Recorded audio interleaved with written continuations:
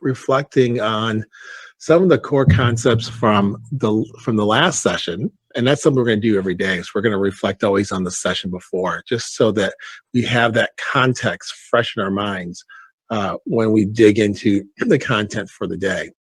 So let's begin with, and the way I want you to answer one of these two questions in the chat is, if you did go to the readings that I shared as an assignment, and you did read some of the articles or you did watch some of the videos, then you're going to use that context to answer those questions. If you did not, or maybe this is your first session today, so you haven't had a chance to, you do have a perspective, a view on what project-based learning is about. So I want you to tap into that experience.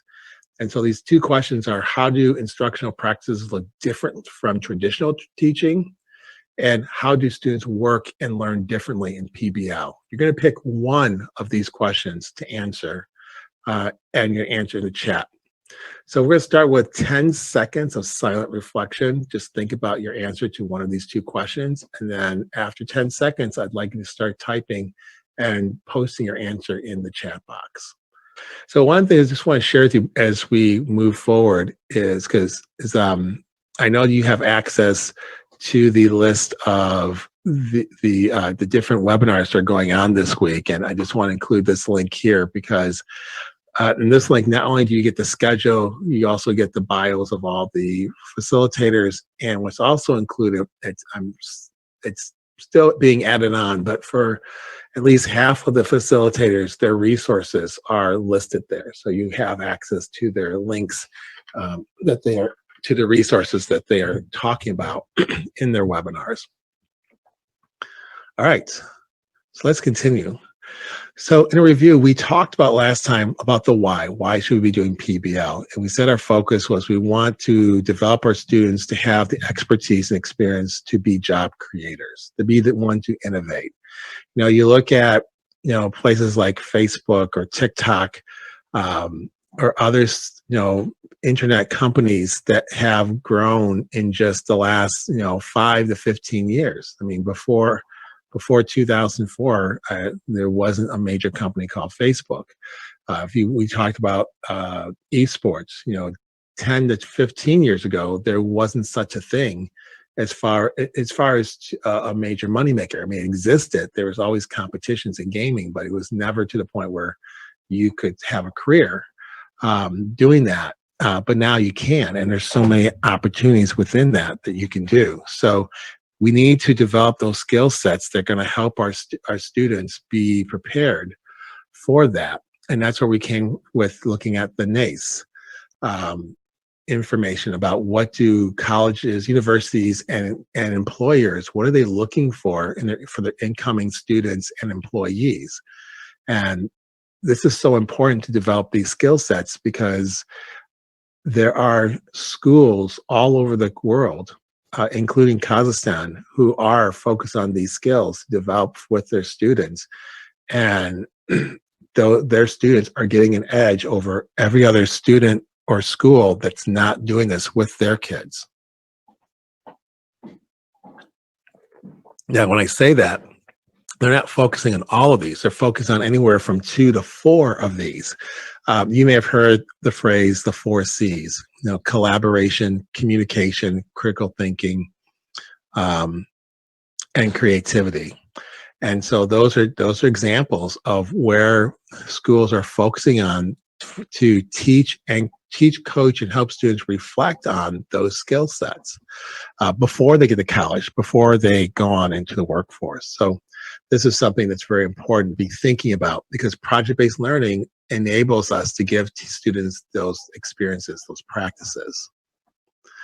And we talk about some of the different fields that are available for students in a variety of jobs. These are just some. This is looking from a STEAM perspective, which includes STEM. I mean, the difference is A, which is arts. But this, there are so many opportunities. And, this is probably an important point to say why STEM and PBL go together. because you could do STEM without PBL. I mean, you don't have to do PBL to teach STEM. So why do it? Why invest all this time into that? Because, if we want students to find connections and engagement into not just the content, but the value of STEM work or professional fields, then we need students to have the opportunity to explore and experience those STEM fields as if they are working in the professions. And so that's what project-based learning does, because without PBL, STEM is just another set of classes that has a flavor called science, technology, engineering, mathematics. So like, hey, if I'm teaching algebra, I'm doing STEM, right? Well, you could stretch it to that, but that doesn't mean that the students know that. The students are just thinking, no, I'm taking an algebra class. I'm taking an engineering class. But if we are looking at mathematics from the perspective of an engineer and how they're applying those formulas for decisions as engineers or even architects, and we're going to come up with our own design, so we really experience that brings STEM to life. All of a sudden, it's not just another class with a flavor that we have to take. It's a career path that we're actually getting to be exposed to and experience. And now you jazz the kids. They're excited. So that's what's so important about project-based learning, because it brings STEM to life. So it's not just a mummified idea, but it's something vibrant and alive to students. And with that context, there are companies like Twitch, that have provide opportunities for anyone to live stream their games or what's on their screen. We could live stream this on Twitch, and believe me, there are a lot of people who use Twitch who might check in. And this kind of shows you currently there's 4.6 million streams a month, unique streams that are happening every month through Twitch. That's a powerful number when you think about the activity that's going on. And so now what we're going to do is and we also talked about the kinds of projects, the projects that we want to avoid, and that would be dessert projects. And those are these ideas. And the thing I want to emphasize is two things. One is it's the curriculum should always be part of our PBL unit, and we should never front load the content before starting the project. You start the project where you start teaching the content. Otherwise, students just think it's a normal game called school, and there's no difference. And we talk about this is what PBL is about. It is about the curriculum. It is about learning that curriculum within the experience of PBL. So we teach new content during the PBL, not before. It's from the beginning, the middle, and the end. And your assessments are an important part of this, both traditional assessments and other kinds of assessments, which we're going to explore that on Thursday. We're going to look at assessments. And then student voice. The more active students' voice is, where they are leading their learning, it's not just having choices, but they get decision-making about how they do certain types of work. That's how we build those skills that NACE is looking for, that the colleges and employers are looking for. They want students and employees who are go-getters, who take the lead, who don't just sit back and wait to be told what to do, but actually have ideas and will propose those ideas because they're thinking about those ideas. So this is what good PBL does when we plan it accordingly. So let me pause there for a moment, because we just did a review of some key points. We talked about the NACE survey that had all those core skills that students should learn, so that, like the 4 C's, when they go to college or going to job force. We talked about some of the different jobs that are out there and how important STEM and PBL are together. And then we also, talked about what PBL is and what it's not. So what is a concept we just reviewed that is important to you right now that you're thinking about that you want to make sure you address in your PBL units with your students. Take 10 seconds to reflect on that before typing. And after 10 seconds, I'd like you to enter your ideas in the chat box. 10 seconds of silent reflection begins now.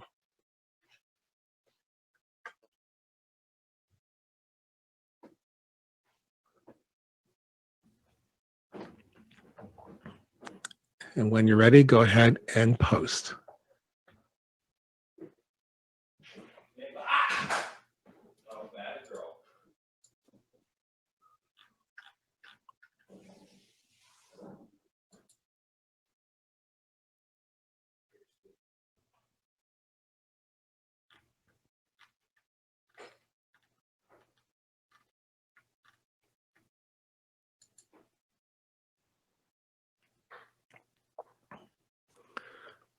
So I see two. I apologize. Oh, I wonder if two means this. Building content skills through PBL units. Okay, yeah, that is, and that's such an important concept.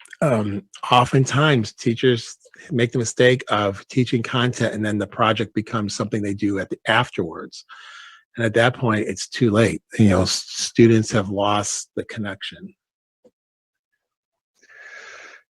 Yeah, and you know, giving authority to students. You know, one of the concerns is giving up control. And it's like, it's not that teachers have to give up control of how they structure the lessons. I mean, that's something you still do. It's about giving students shared responsibility where they have the power to make decisions, but they do that within a place that you give them that space.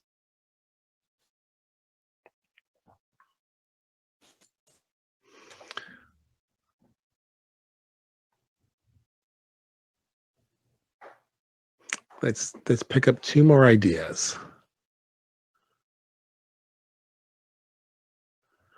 Let's see, Nurlan, can you share this one? Just a sec. Oh, there is a request. So we have assessment from one of the participants. Then we have a question. Can we please move on? Okay, so let me address both of those. So first of all, the assessment. Assessment is something we're going to do in on Thursday. Or wait, let me think this. Yeah, is that right? Yeah, I'm sorry. I'm just trying to think through what day I'm in. On the fourth day, and that's important. And you know, and that's an interesting, you know, good point that someone says, you know, hey, can we move on? You know, I got this. Why is there this silence? And why is there this you know, asking people to respond to questions? So what I'm doing there is I'm modeling what we do in PBL, but I'm also modeling what good practice is for virtual learning. Because if this is just in virtual learning with your students, and it just so happens that's a topic that I'm teaching right now actively with a number of schools this week, is that you can't just talk at the students for the entire time, because how do you know they're understanding what is going on? How do you know that they're taking in the core concepts? Well, one way is to chunk a webinar or a presentation. So in this case, you know, I'm chunking this where I'm asking you guys questions about each section because I want to make sure we're on the same page. And by hearing everyone's comments, we can highlight those things as well as questions that people have in the moment, because they're not the only one with those questions.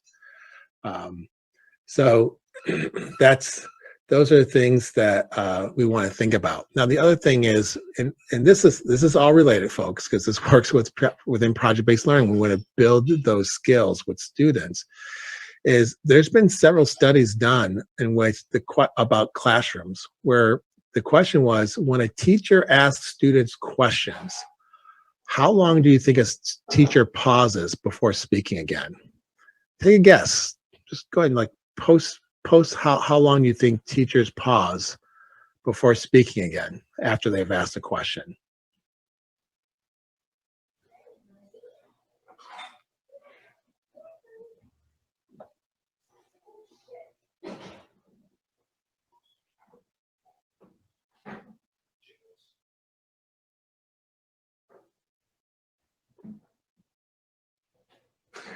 Well, you'd be surprised that the studies have shown consistently that I see 1 minute is consistently teachers on average pause for less than 1 second, 0.9 seconds. So when you think about that, it doesn't give students, all your students, the opportunity to participate, just the ones who want to just jump in with an answer immediately.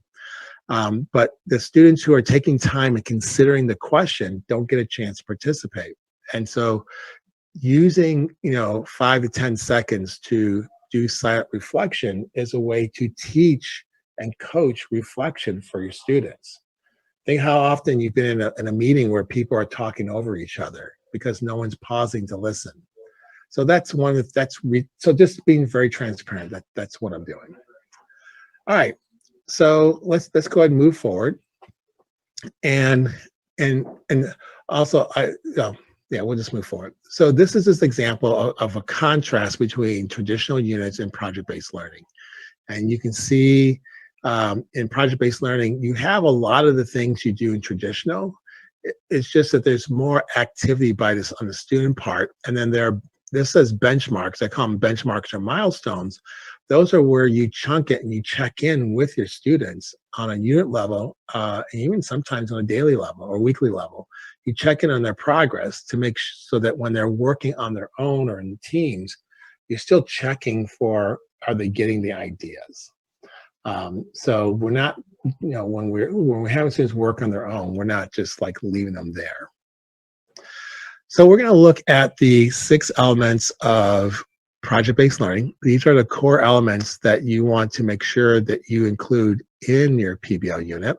And you can see the link at the bottom. This is based upon the work of the high quality PBL group. I'm also going to put that link here in the chat.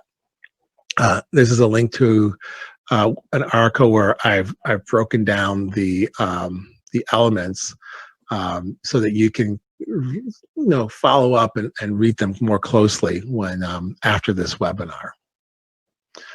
So when we think about this, let's start with the first one. Intellectual challenge and accomplishment. And because this is a core part of PBL development. And so when we think about this, it's this idea that we want to make sure, first of all, the work is rigorous. It's going to be challenging the students and challenging in terms of the academics that they need to do, as well as the global professional skills you're focusing on. So if you focus on critical thinking and collaboration, how are we challenging them in those areas to grapple with the content?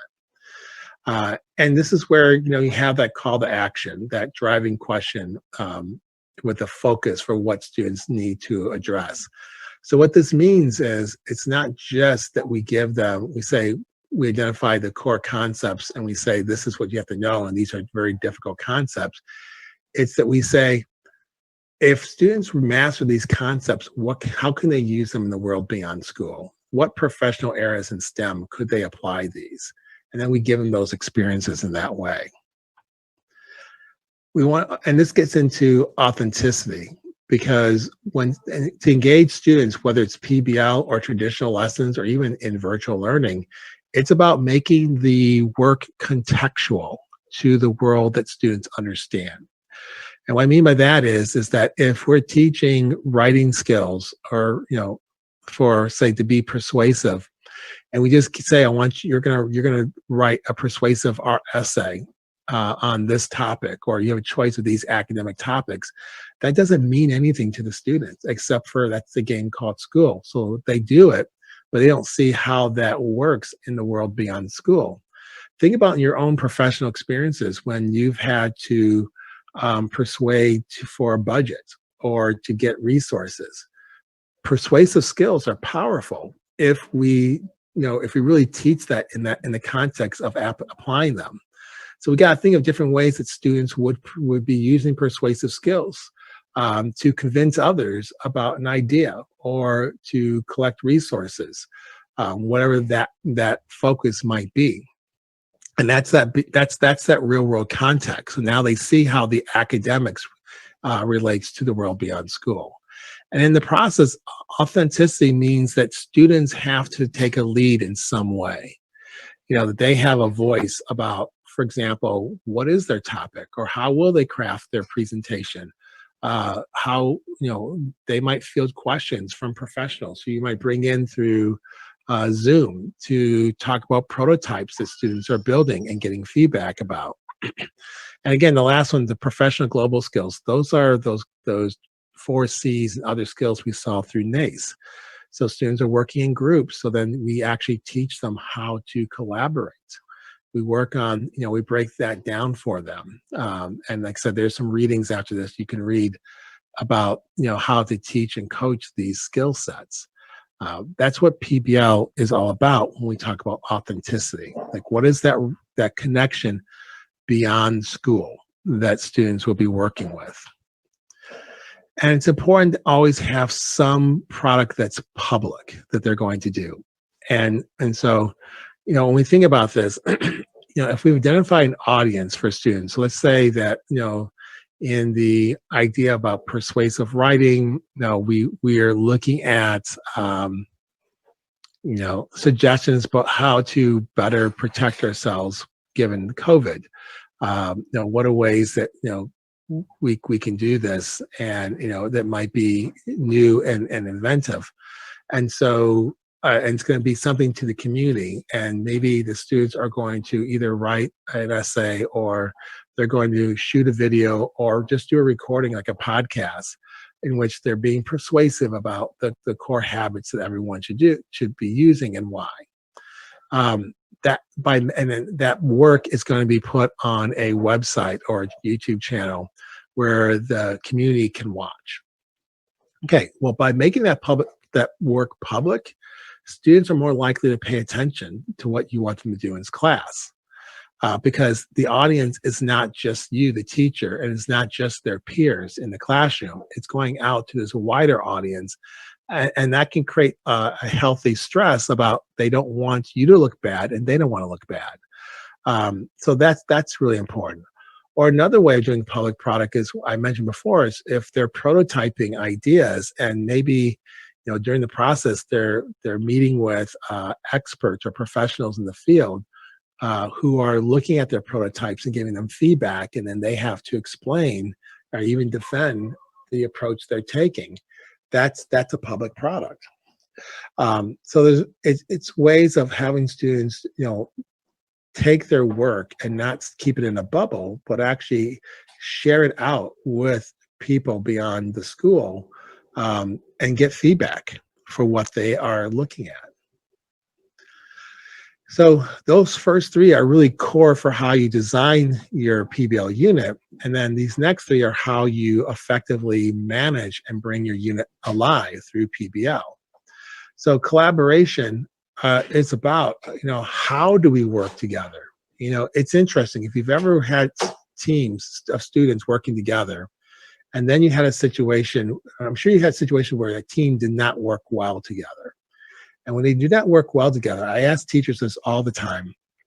I always ask, who's the one who's got to solve the problem? And about 98% of the time, the answer is the teacher. The teacher's got to solve the problem. Well, if the teacher is solving the problem, then the students are not collaborating. They're not learning how to collaborate. You might put them in a team where they could experience it, but they don't understand the tools and skill sets for collaborating. So we have to teach those skills. And that's a global professional skill. That's one of those listed in the NACE when we talk about teamwork and communication, because all of those are, and even critical thinking can apply within collaboration. And so this is something we need to actively teach, just like you teach your subject areas. So project management. This is not just about teachers. This is really about students taking the lead and how they manage the project and the process. So for example, if you have them working in teams, then each person should have a role with responsibilities. So there might be, excuse me, there might be the editor, or whose job is to make sure that everyone completes their writing, their script or their papers. That they're not the ones who are assessing it, but they're the ones who are leading the conversation about the quality of the work that's being done. You might have someone who's called the project manager, and their job is to look at the timelines and making sure that everyone is following the timelines and know when the deadlines are coming up. So it's having those roles and responsibilities and making them clear so students know what their part is. It's also about showing them how to organize and manage their time. So you might have deadlines for certain assignments, and then you want to coach them on how they would structure their time in between deadlines so that they get the work done. Students don't magically know how to do this, and it's something that we have to explicitly teach them, and we can do that in context of the project. And the last one, but so powerful, and is reflection. And it's just this idea of how do we teach students how to reflect. And the thing is, if we never incorporate reflection in our work, then they never learn how to reflect. So for example, when I chunk this webinar and I have you reflect on the content we're looking on, that's being active in reflection, and thinking through. And this is why I talked about about how teachers in different studies from the 70s all the way up to the early 2000s have consistently shown that they only pause for 0.9 seconds. Well, there's no opportunity for students to reflect because we're not giving them the chance to do that. Those studies, by the way, showed that we should pause for at least 3 seconds, and there was a significant increase in student engagement. I would suggest pausing anywhere from 5 to 15 or 20 seconds. It really respects the students' time to think about their answers. Even if they have an answer, it gives them time to think about a best way to construct their answer, how they want to speak it. If they don't have an answer yet, it gives them time to work through it. So that's really important. And then that feeds into critique protocols where students and pause and be comfortable in silence. Then they can construct the best word choice for how to give feedback that is specific, constructive, and kind. I mean, that's what we're looking for when your students go on to university and also into the job force. So these are the 6 elements that are important components to your project. The first 3 on the left are core to the basic building blocks of your project, and the 3 on the right are about how you bring it to life through how it's managed and supported. So I want you to think about these 6 and which one stands out to you as most important for you to focus on and why. Take 10 seconds to reflect on that.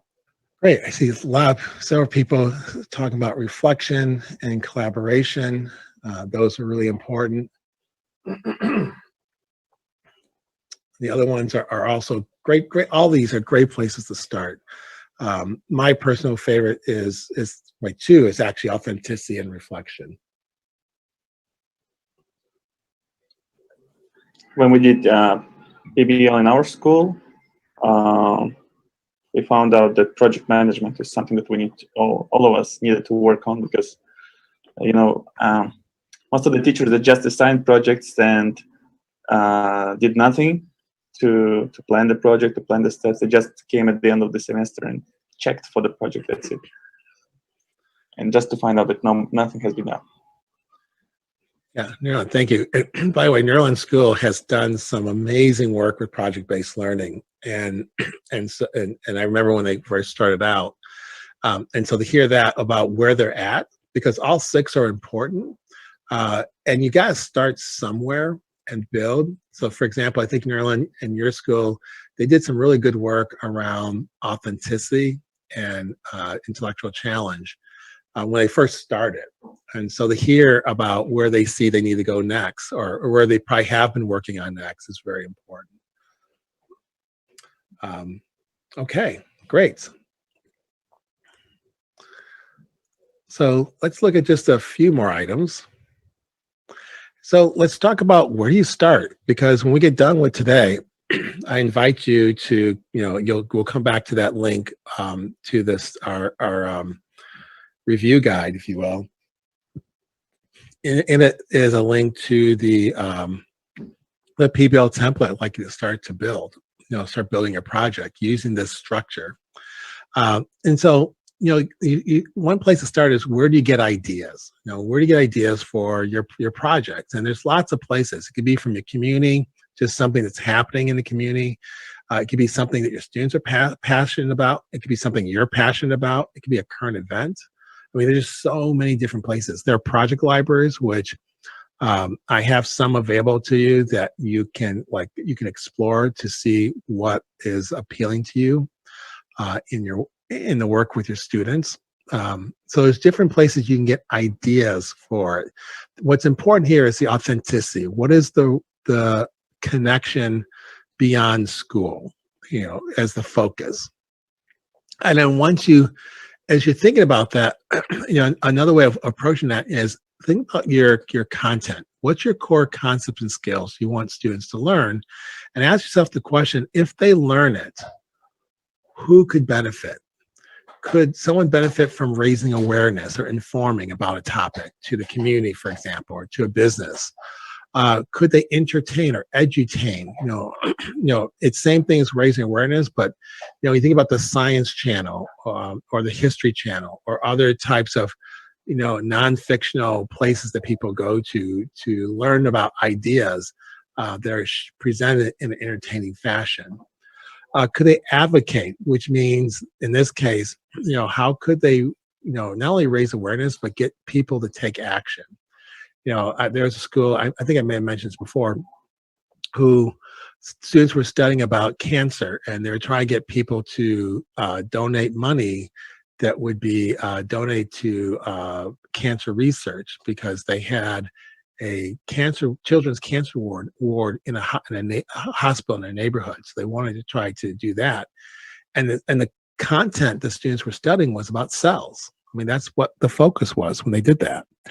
Problem solving is literally that. What's a problem in the community or any place in the world that students might look to tackle? So looking at COVID and what are safe habits for helping to prevent or fight, COVID, could be the problem that, students are going to put together a guide for, to help other people understand how to consistently be protective of that.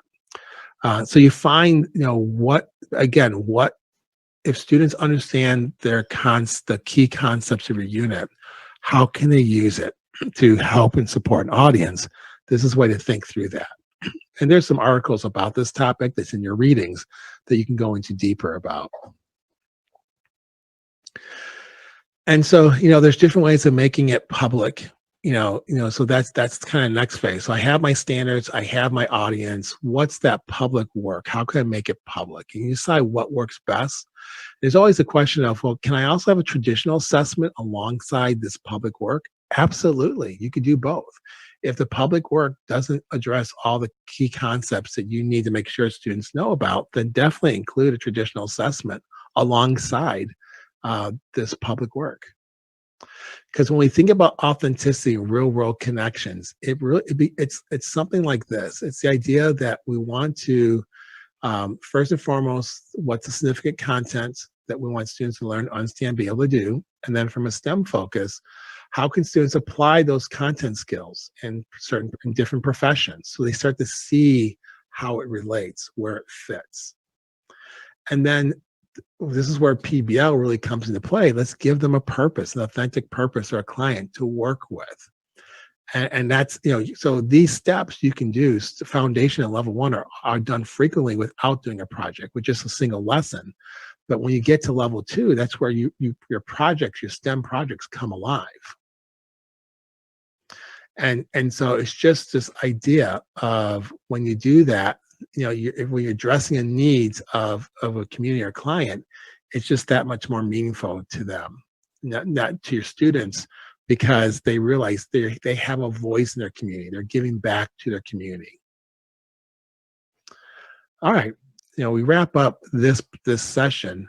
I want to thank you guys for your time and participation in the chat, and now give you an opportunity to ask some questions.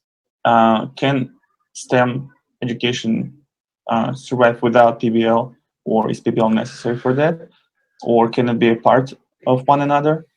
Yeah. So it's definitely worth exploring. The thing about STEM without PBL is, excuse me. So here's the deal.